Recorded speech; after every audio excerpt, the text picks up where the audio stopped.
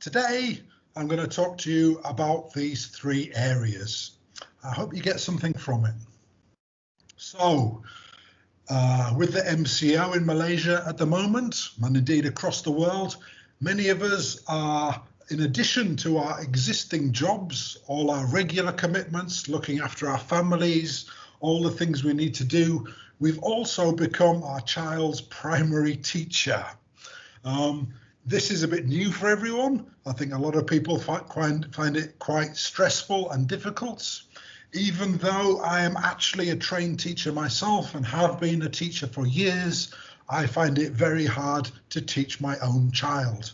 So if you're having problems with this, you're not alone. Hopefully we can try and make it a bit easier for all of us. So the first thing we need to think about with our children studying at home is having a good environment for them to study in. So what do we need? What don't we need? It's important that if we want to get good results, that we give them the right environment to learn in. So if you look at this boy here, he looks very comfortable. He's relaxed. His sister's next to him. It's quite a nice, cozy kind of scene. If that was me, I'd be a bit worried that I might actually fall asleep there, possibly a little bit too comfortable. I'd be worried about my back support. I'd be worried about hurting my wrists with all the typing. So maybe a setup like this would be better. All right? There's no distractions, no siblings, and a proper chair with good back support, a desk, so my wrists are getting the support as well. But I have to be honest, this is actually how I find myself working a lot of the time when I'm working from home. You can see a lot of distractions. My family come in and out, the TV's on, maybe I'm playing with my phone as well at the same time. So ideally, I wouldn't be working like that. And for our kids, if we want them to do well with the home study, the distance learning, then something like the middle picture is the kind of setup we should be looking for. And we say no distractions, and we do need to leave them alone so they can focus, but we shouldn't go too far away in case they need some help, right? So we can come in, give them any assistance they need. So having the right environment is very important for getting good results out of our children's study at home. And this is important when they're doing their homework in the future after the MCO is lifted and hopefully things are a bit more back to normal. A good environment at home is key to having good success in studies. So a lot of parents say to me they're finding it incredibly stressful. They find themselves shouting at their child more than they want to. They're not happy with what they're doing. Maybe they feel a bit guilty for how they're treating their child because they can't, they're finding it difficult to do the home study with them, the distance learning with them. So there's a few basic things for all of us to try and keep in our mind whilst we're tutoring our kids. The first thing is that kids are obviously kids, right? Their bones are still growing, they're still developing. It's very hard for them to sit still for any length of time. They get distracted very easily. And so what could take us 5 minutes may take them half an hour. And it's easy to get frustrated with them. But we need to try and take a deep breath and just keep in our mind that they're just a child. We need to be patient. On that as well, children will copy what they see us do. They will copy our attitude. So we've had a busy day with our own work. We've got to cook a dinner for our family. We've got to do all these other necessary jobs. And on top of all of that, we have to add in this homeschooling for them as well. And if we see that as being an extra chore, extra work that we have to do, that we don't really want to do, our child will feel the same. So if we can go in there with a bit of a positive attitude, okay, let's have some fun. All right, it's maths time. This is going to be great. Something like this. Our child will copy our attitude. A positive attitude is contagious. When we're around positive people, we feel more positive ourselves. So let's bring this positivity into helping our kids at home so they feel positive about learning. It's important. Kids need routine. I think we all know this. Any disruption to their routine can upset them, can make them act out. And this, what the situation we're in now in Malaysia and across the world is definitely a disruption to routine. So if we can have time every day, the same time every day to help our children study, it'd be a lot easier for them. They'll know what to expect. We have a regular timetable slot. It becomes part of the normal routine. And it's also important for us to to be consistent in our behavior. So one day we can't be really, really strict and the next day be really fun and relaxed. It's unfair to keep surprising our children with our expectations. So we need a consistent timetable, consistent routine for studying, and consistent expectations and behavior from us. This will help the kids. The final point, you can see that that's a picture of me there reading a book with my daughter. She's 8. And what this picture shows is that children will copy what we do. So if I want my daughter to read books, it's important that she sees me reading books. If I want my daughter to be polite with people, it's important that she sees me being polite with people. Because whether we want to or not, we are always teaching our children. They learn so much about the world, how to act, things to do, things not to do, from watching what we do. And it's the very old adage that kids will always do what we do, not what we say. So it's important to give them a good role model, to show them how we want them to behave, what we want them to do.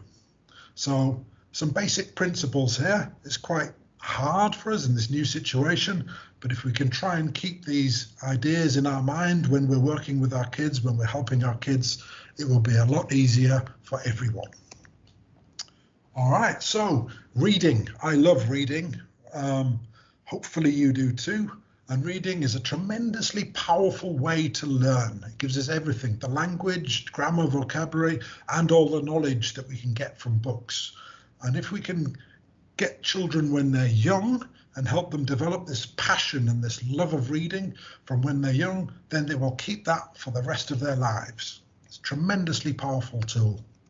So how do we develop this love of reading from an early age?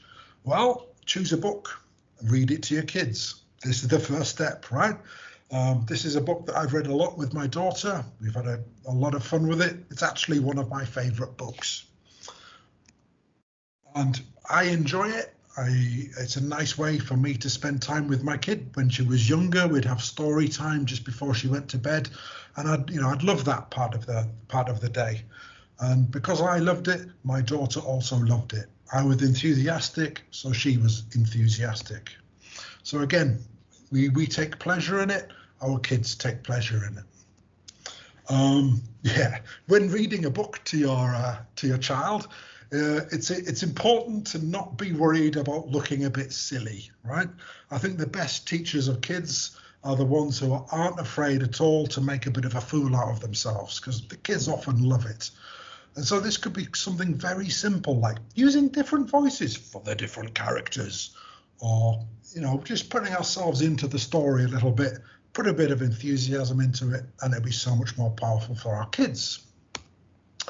We may get bored of reading a story. Often, I mean, the normal thing is we read a book once, then we put it back on the shelf, and we never come back to it. But for kids, you can read the same book over and over and over again. You may get bored of it, your child never will. And whilst we're reading, it's a good idea to not have it just one way. So instead of you just reading your story and your child passively listening to the story, it's a good idea to involve them in the story by asking them questions. So, what's going to happen next? Or why do you think he does that? How do you think they feel now? These kind of questions involve them in it, make them think about it, and keep them really engaged in the storytelling. A lot of these children's books are very clever in the way that they're written. So these are 2 different pages from the Gruffalo's Child. And you can see there's this repeated language in it. So you've got aha, oh-ho, marks in the snow. Whose are these claw marks? Where do they go? And then a bit later on, aha, oh-ho, a trail in the snow. Whose is this trail and where does it go? these repeated phrases like this throughout the book are really useful, because as we read the book several times, over and over again, these are the first phrases that the kid will learn. So after we've read it a few times, perhaps if we pause before one of these phrases, the kid will be able to say it to us from memory because they've heard it so many times. And this is a really good way to learn, right? If we're thinking about learning vocabulary or grammar, sentence structure, these kinds of things, having a kid remember this is a very natural way for them to absorb and take on board the new language. I have seen children who have had a story read to them, quite a few times. They're able to open the book, look at the pictures, look at the page, and then recite the story word for word before they can actually read. They can do it all from memory. And this is just such a great way to give them the language, to give them the grammar, the vocabulary, and having that skill help them at school, help them beyond school. So it's such a great way to give them a foundation in any language, English, Mandarin, Bahasa Malaysia, any languages. This is a great way to learn. So you finished the book. Oh, okay, bedtime, but not just yet. So it's a great opportunity to reflect on the book. Not, we don't have to do something massive here, but just ask a couple of questions. Basic one, did you like it? Why? Who's your favorite character? What do you think when this happened? Did they make the right decision there? These kind of questions. And this just helps the child reflect on the book, remember it. It makes it a lot more of a memorable experience for them. And it makes it a deeper learning kind of experience for them. So fantastic. Take a couple of minutes after you finish the book just to talk about it. All right, so I love reading, as you may have got from that. And I think it's great for younger kids to really develop that interest in books from an early age. For older kids, slightly different principles. Obviously, we're not going to read these children's stories to 8, 9-year-olds, 10-year-olds. They're a bit older than that, and they can have more independence in what they do. So an important principle to think about here is allowing them to choose the book. So if they, rather than us trying to choose a book for them, they choose the book, they're a lot more invested in it, they're much more likely to read it on their own because it's been their choice.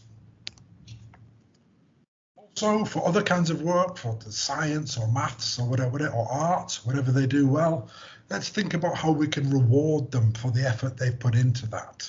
So for example, if your child solves a really complicated maths problem for the first time they've used this new technique for doing their maths sums, then put the sum on the fridge for a couple of days, let the rest of the family see it, and let them enjoy everybody else noticing what they've done. Give them that sense of pride, that sense of achievement.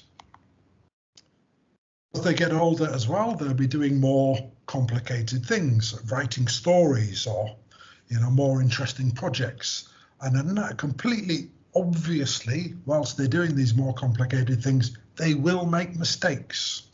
So this is nothing to worry about. It doesn't mean that your child's not learning. It means exactly the opposite to that. If they're not making mistakes, then they're not doing anything new. They're not learning anything new. So this is normal, right? And with time, most of the time, they will stop making the mistakes. They'll learn, they'll move on, they'll get it right. But it's nice if we can accelerate that process a little bit. So if we want our kid to not make the mistake again, we need to highlight the fact that they've made a mistake, tell them that there's a mistake. So if we look at this bit of writing my daughter did, about half the way down in the middle, there's the word changed. The path changed, and so changed is spelt wrongly. So if I want my daughter to learn how to spell changed correctly, I tell her, look, you've spelt this wrong. Can you fix it? If she can't, then I'd help her a little bit with it.